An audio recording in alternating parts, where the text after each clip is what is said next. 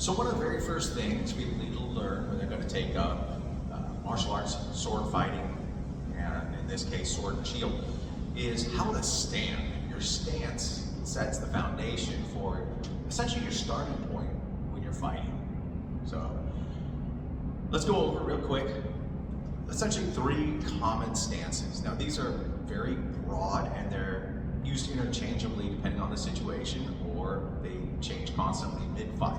But to start off, stand about shoulder width apart. Something simple, comfortable, and then take a step forward. This time we're going to do it with what is the shield hand on myself, with the shield leg forward.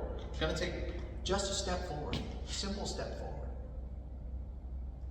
Doesn't have to be a big step, and not just a little short one, just a normal step forward, normal comfortable walking step forward. Not too long, not too short. So you take a little step forward, and then from here, I camp the rear foot to the side, and then the front foot a little to the side as well. So like this right here, this is essentially the stance that I'll normally take. Sometimes I take a more aggressive lean in on the front foot from old martial arts days, but really a little kick to the inside. Now, some people will have going front and back like this, but I don't do that a lot. It's just habit. You know, you get your knee kicked in, and you know that's the end of that. So stand up, take a little step forward, and then kick your feet over to the sword side a little bit.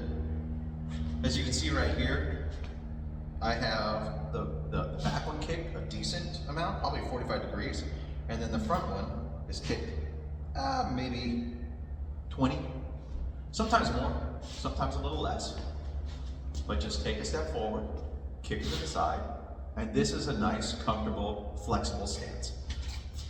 From the side, this, I can easily move forward and back with. I can also widen it to go lower.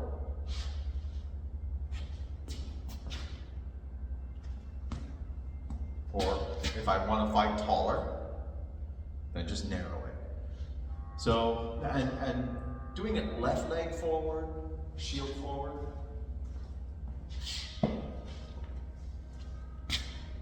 So going with the shield forward brings this defensive element further forward and brings the offensive element back. It's can be considered a more defensive stance. In a lot of cases, it was used from the beginning of the SCA and other games as the default stance, like a boxer stance. Because a lot of boxers will stand with their strong hand back and their jab essentially, and defensive forward. So that's the left leg forward. Take one step, kick to the side, and just get comfortable. You have to also be comfortable with being able to alter the height of it. Standing up tall, crouching a little lower. So that's the left leg forward. Again, it brings your defensive element forward, but it takes your offensive element back. It's a more defensive stance. However, it does place this leg forward, which against same-handed fighters brings this target much closer to their weapon. Next, very similar, but with the opposite leg, with the offensive weapon side, leg forward, you take a simple step and kick it to the side. And right here is my sword leg forward stance. So I favor this one a lot more nowadays. Just like Bruce Lee and others have done, where they bring the weapon closer to your opponent. Again, take a little step and then kick to the side. So as you can see right here, this front hip is further up than this back hip. Right here alone gives you an extra 6 to 8 inches on the range. It draws your defensive element. Instead of being up here, it draws it back a little more, but it also draws this forward. So you're able to reach greater distances. Let me drag the lapel over real quick. So, here's the lapel. I'm going to go ahead on this white mark here. I'm going to take my shield forward stance and just comfortably cross the body here, right? That's about where I am, probably midpoint, just a little bit back there on the red. Now, moving my right foot forward to the same mark area, taking it to the side. Instead of being there, I'm effectively there. And that amount of range in a fight can make a big difference in the time to target for your strikes and the angles you can achieve. Basically, overall, you just get a little more range. Next, you have a left leg forward, right leg forward, and then you have a squared stance. Consider this more like your horse stance in like karate, where you're way down here and doing your drills. So squared stance is one of the least desired stances for you to get in. But it happens every fight. If I start off left leg forward, right, and I move it on an opponent, suddenly I'm square or close to square stance. Or if they stop where they're at and I smash into them, my feet are square. So it's important to be able to learn how to fight from shield forward, from sword leg forward, or from even a squared stance. Because a lot of times, mid-step, you're in a squared stance. And if you end up planting, you have to be able to fight from there. So those are the three basic stances as far as, you know, what you should do when you first start. Left leg forward, right leg forward, and squared up.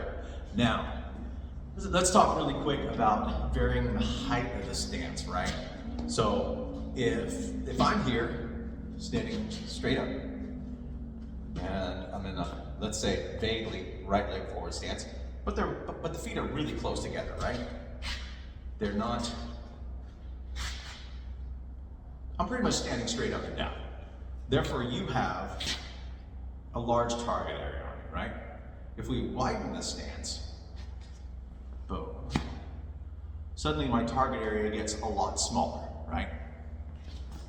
So from here, and then if I can take a low stance, my target area is much smaller and easier to block. You can also flex between range with a lower stance, like, see where my defensive element is here, my offensive element here. So I can either be forward, this far forward, you see how far forward that is, fighting from the same stance, or I can bring it all the way back here and kind of pull people in on it. When you're standing straight up and down, you cannot flex the same range, or you're just gonna fall over.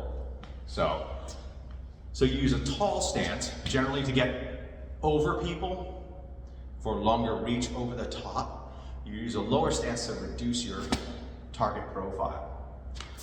So that's really super basic. There's infinite variables and different ways that people teach it. That's just to get people started.